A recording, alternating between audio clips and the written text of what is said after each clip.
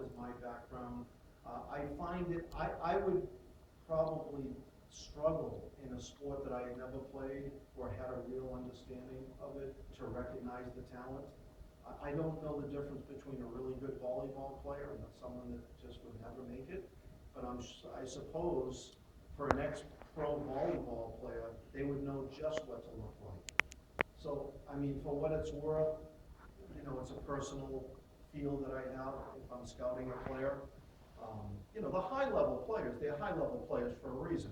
Maybe you don't need to know anything about them.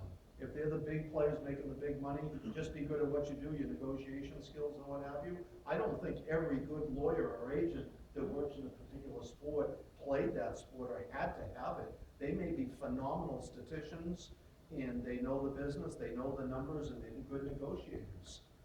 That could be good for me if does it really matter? Did you play my sport, yes or no? Or are you good at what you do? That's if you're like if you're blessed with the big time players are calling you. But if you're out scouting, if you're breaking into the business, I think it would be tough unless you had a feel of the sport that you were working for. Fair enough? Yeah.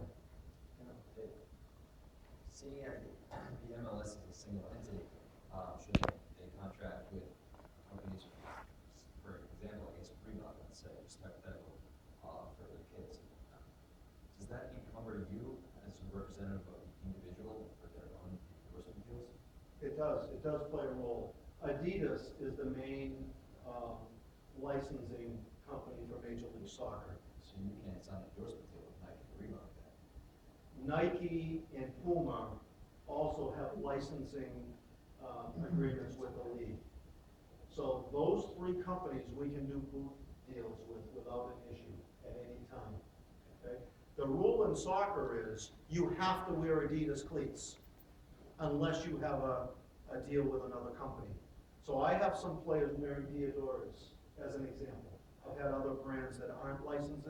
The only way my player can wear the Diadora boot in Major League Soccer, again, remember every rule is an exception, but the general rule is, when he signed his contract for the league, there's a question on page 1.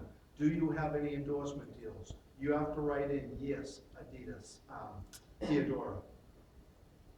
So whatever the brand is. If you have a deal before you sign your contract with the league, you can bring in that non-licensee apparel. The doors close as soon as their property becomes. Oh, that's it. You're only gonna get licensee companies that already have agreements for you to wear their apparel and do sponsorships with.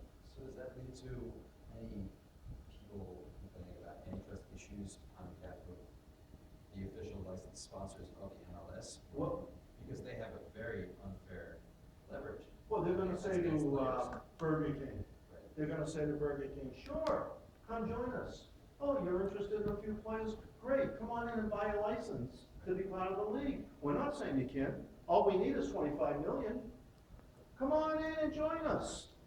Now, I'm speculating on that, but I'll bet my speculation is right on point.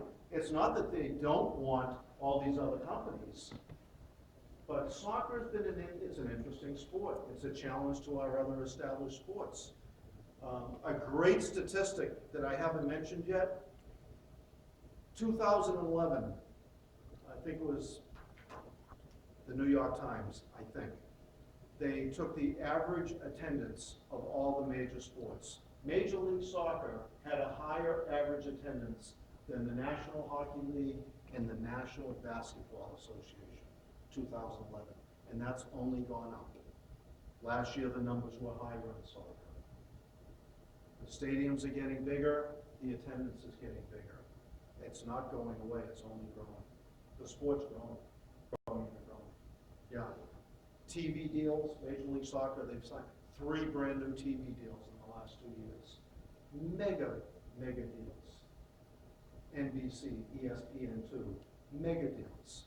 So it's a good question. So it's not that they don't want Burger King or someone like that. It's not that they don't want Reebok. If Reebok came in with more money than Adidas, they'd probably say, we'll find a way for you to come in. Yeah. Good question. Excellent. Well, there's some pizza out there, and and some drinks, I guess. So thank you for staying through. Kevin, everybody here, thank you very much. Great to come back and answer some questions.